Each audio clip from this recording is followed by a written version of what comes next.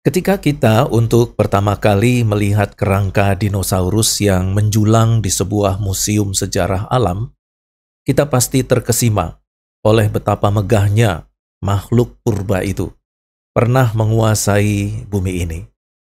Rasa takjub itu menimbulkan pertanyaan yang mendalam. Bagaimana posisi makhluk luar biasa ini di dalam narasi kitab suci Alkitab?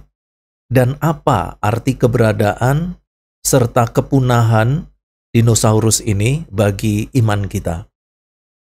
Nah, sebagai orang percaya, kita perlu menyadari bahwa pemahaman kita terhadap Alkitab tidak pernah dipisahkan dari apa yang Allah telah wahyukan melalui ciptaannya. Oleh karena itu, dengan video ini, saya mengajak Anda semua untuk memasuki ruang dialog antara sains dan iman. Dua jalur wahyu yang saling melengkapi dengan semangat rasa ingin tahu yang besar dan keterbukaan hati yang luas.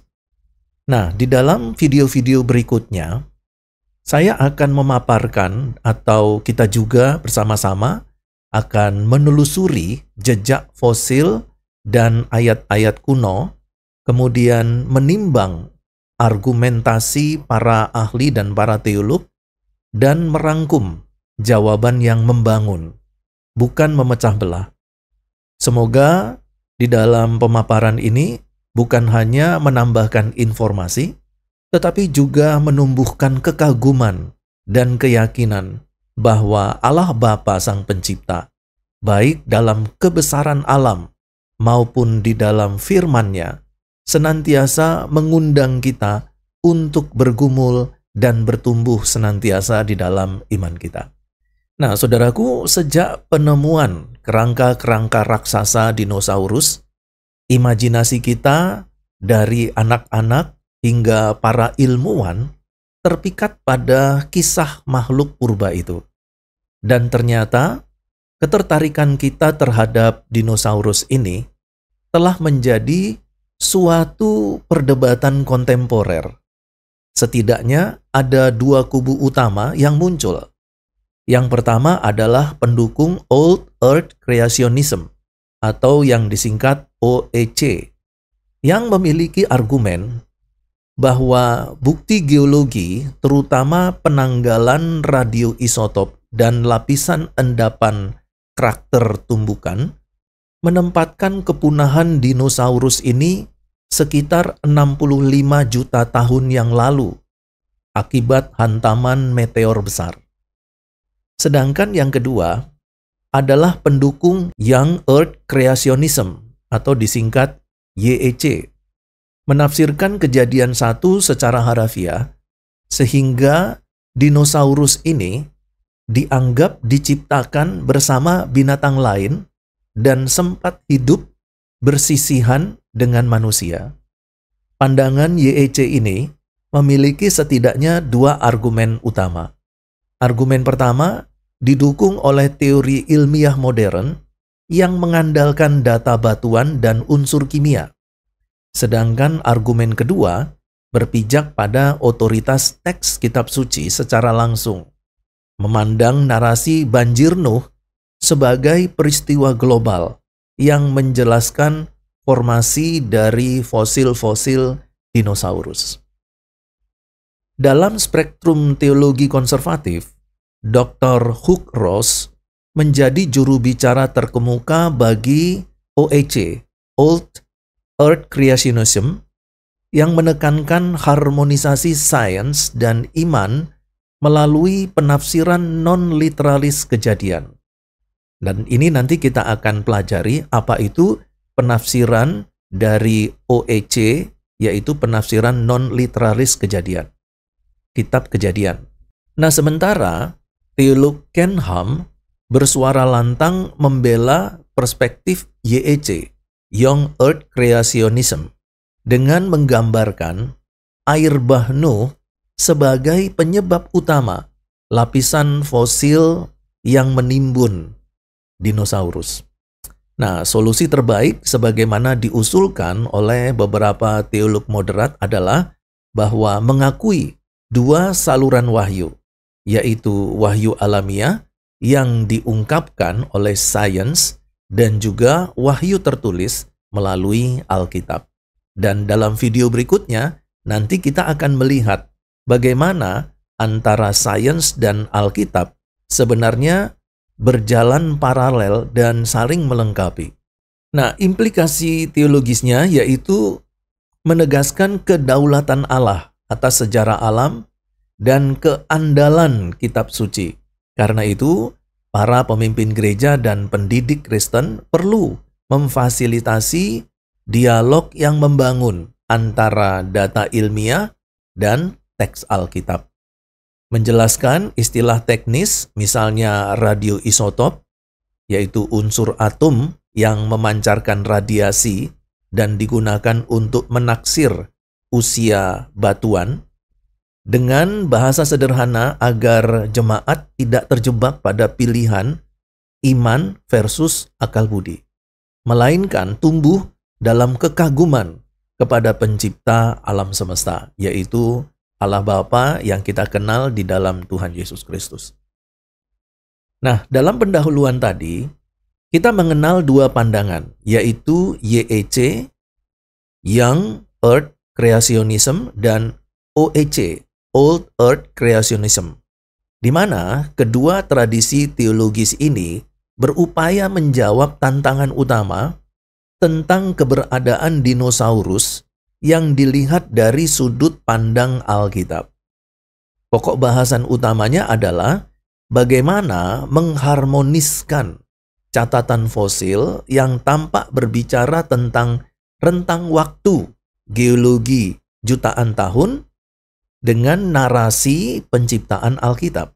Bagi penganut Old Earth Creationism, lapisan batu sedimen dan metode penanggalan radioisotop memberikan bukti empiris bahwa kerangka waktu panjang di mana peristiwa kepunahan massal purba termasuk dinosaurus terjadi secara bertahap dan monumental itu sekitar 65 juta tahun yang lalu.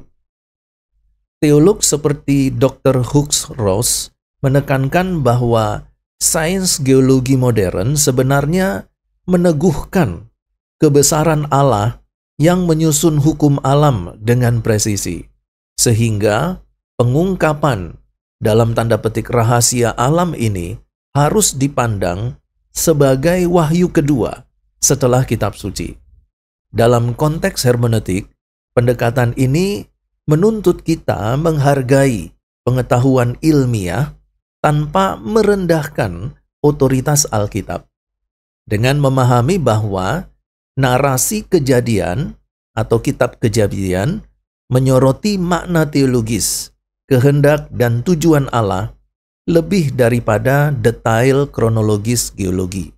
Sebaliknya, Young Earth Creationism membaca catatan geologi sebagai panggilan kembali pada peristiwa banjir global zaman Nuh, yang dipahami sebagai momen kataklismik yang menenggelamkan sebagian besar kehidupan darat sekaligus mengubur dinosaurus dalam endapan lumpur secara cepat akibat dari banjir global di zaman Nuh.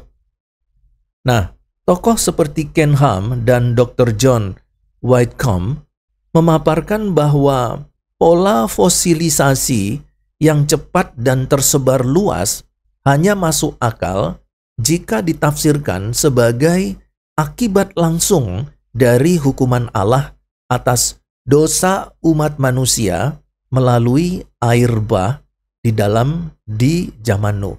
Sebuah gambaran konkret dari keadilan dan anugerah ilahi.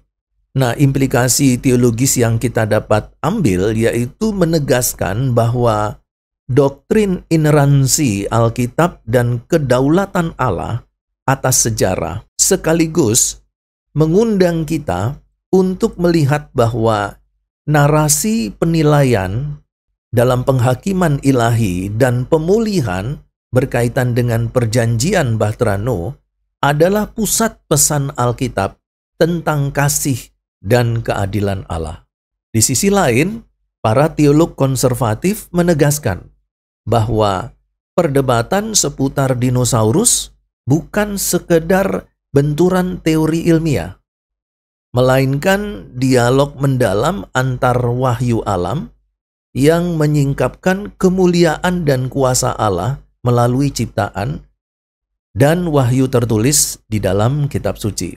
Pendekatan ini berakar pada ajaran Johannes Calvin yang menyatakan bahwa alam raya adalah kitab Allah yang kedua, memproklamirkan kebesaran pencipta dalam bahasa fenomenologis yang dapat dimengerti semua orang.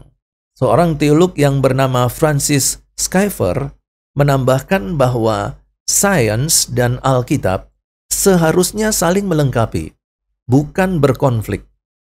Alam sebagai teater kejadian dan Alkitab sebagai komentar ilahi yang memberi makna teologis terhadap apa yang disaksikan indera manusia.